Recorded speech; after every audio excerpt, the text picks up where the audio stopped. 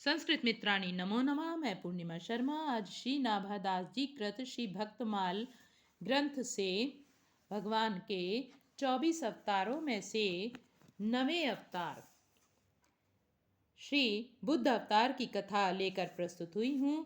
प्रारंभ करते हैं बुद्ध अवतार की कथा।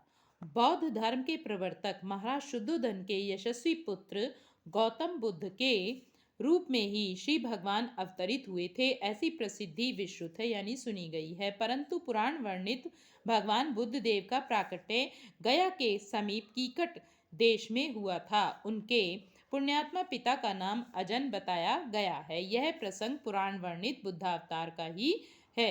दैत्यों की शक्ति बढ़ गई थी, उनके सम्मुख देवता टिक नहीं सके। दैत्यों के भय से प्राण लेकर भागे।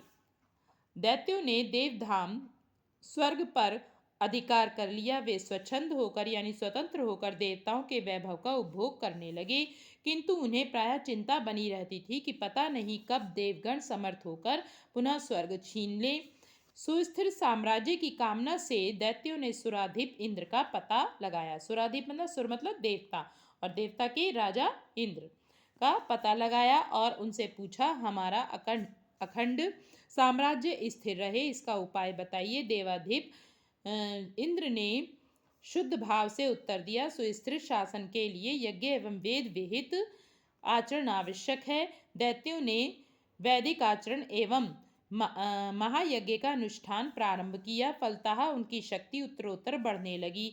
स्वभाव से ही उद्दंड और निरंकुश दैत्यों का उपद्रव बढ़ा। जगत में आसुर भाव का प्रसार होने लगा। असहाय और निरुपाय दुखी देवगण जगतपति श्री विष्णु के पास गए, उनसे करुण प्रार्थना की। श्री भगवान ने उन्हें आश्वासन दिया। श्री भगवान ने बुद्ध का रूप धारण किया। उनके हाथ में मार्जनी थी। मार्जनी यानी झाड़ू।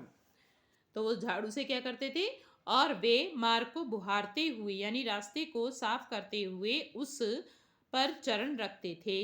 इस प्रकार भगवान बुद्ध दैत्यों के समीप पहुँचे और उन्हें उपदेश दिया, यज्ञ करना पाप है, यज्ञ से जीव हिंसा होती है। यज्ञ की प्रज्वलित अग्नि में कितने ही जीव भस्म हो जाते हैं। देखो, मैं जीव हिंसा से बचने के लिए कितना प्रयत्नशील रहता हूँ। पहले झाड़ू लगाकर पथ यानी रास्ते को साफ करता हूँ, फिर तब उस पर पैर रखता हूँ। सन्यासी बुद्ध देव के उपदेश से दैत्यगण प्रभावित हुए। उन्होंने यज्ञ और वैदिक आचरण का परित्याग कर दिया। परिणामतः कुछ ही दिनों में उनकी शक्ति क्षीण हो गई। फिर क्या था, देवताओं ने उन दुर्बल एवं प्रतिरोधहीन दैत्यों पर आक्रमण कर दिया। असमर्थ दैत्य पराजित हुए और प्राण रक्षा करने के लिए यत्र तत्र भाग खड़े हुए। देवताओं का स्वर्ग पर पुनः अधिकार हो गया। इस प्रकार सन्यासी के वेश में भगवान बुद्ध ने त्रैलोक्य का मंगल किया। कलयुग में बौद्ध धर्म के प्रवर्तक के रूप में गौतम बुद्ध ने जन्म लिया। श्री बुद्ध जी का बचपन का नाम सिद्धार्थ था। ये स्वभाव से बड़े दयावान थे। किसी का किंचित मात्र भी दुख देख लेते तो विकल हो जाते, यानी थोड़ा सा भी दुख देख लेते तो विकल यानी व्याकुल हो जाते। यही कारण है कि उनके पिता राजा शुद्धोधन की ओर से राज्य में ऐसी व्यवस्था थी कि कोई दुख में प्रसंग इनकी दृष्टिपथ यानी कि इनके सामने न आने पाए। परंतु यह सब होने पर भी दैव योग से यानी भाग्य से एक दिन सहसा मतलब अचानक एक रुग्ण मतलब बीमार पुरुष को, कुछ ही दिन बाद एक अत्यंत वृद्ध पुरुष को, उसके बाद एक मृतक को देखकर इनकी आत्मा सिहर उठी यानी कांप उठी, और उसी दिन से ये जगत से उदास हो गए। इनकी यह उदासीनता माता पिता को खली यानी कि उनको इस बात से कष्ट हुआ और इन्हें जगत प्रपंच में फंसाने के लिए अत्यंत रूपवती यशोधरा नाम की कन्या से विवाह कर दिया। और समय पर सिद्धार्थ के राहुल नाम का एक पुत्र भी उत्पन्न हुआ। परंतु उदासीनता मिटी नहीं बल्कि बढ़ती ही गई। परिणाम स्वरूप अपनी प्रिय पत्नी यशोधरा, नवजात पुत्र राहुल, स्नेह मूर्ति पिता महाराज शुद्धोधन तथा वैभव संपन्न राज्य, इन सबको ठुकराकर युवावस्था में ही गौतम घर से निकल पड़े।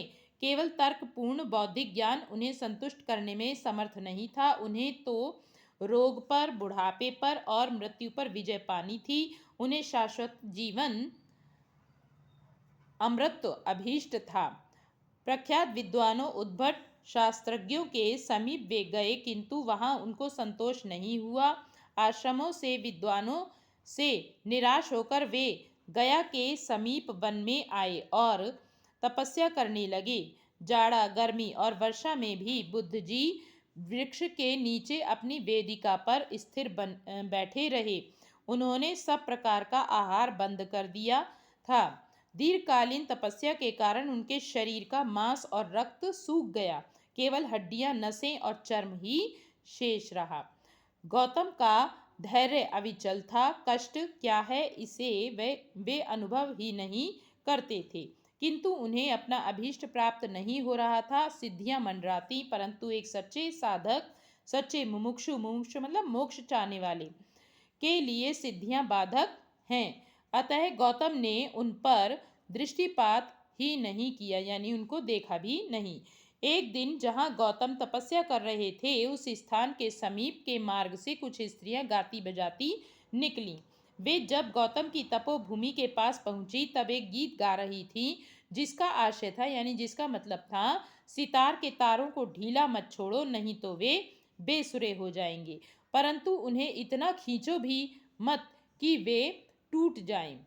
गौतम के कानों में वह संगीत ध्वनि पड़ी। उनकी प्रज्ञा यानी बुद्धि में सहसा प्रकाश आ गया, यानी उनको ज्ञान हुआ, साधना के लिए केवल कठिन तपस्या ही उपयुक्त नहीं है, संयमित भोजन एवं नियमित निद्रा आदि व्यवहार भी आवश्यक हैं।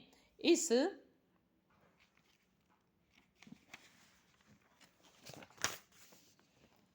प्रकार सम्यक बोध प्राप्त कर लेने पर गौतम का नाम गौतम बुद्ध पड़ा।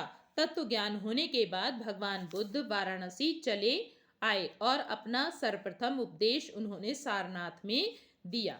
उपदेश क्या था उनका? सत्य, अहिंसा, अस्तेय, अपरिग्रह, ब्रह्मचर्य, नृत्य गान आदि त्याग, सुगंध माला त्याग, असमय भोजन त्याग, कोमल शय्या त्याग, कामिनी कंचन का त्याग, ये 10 सूत्र अपने दुख उन्मूलन एवं निर्वाण प्राप्ति में परमोपयोगी बताए हैं।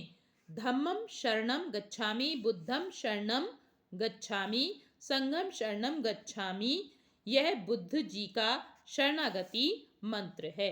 आज के लिए इतना ही। अगली वीडियो में हम भगवान के 10वें अवतार कल्कि अवतार की कथा पढ़ेंगे, जानेंगे। तब तक के लिए धन्यवाद।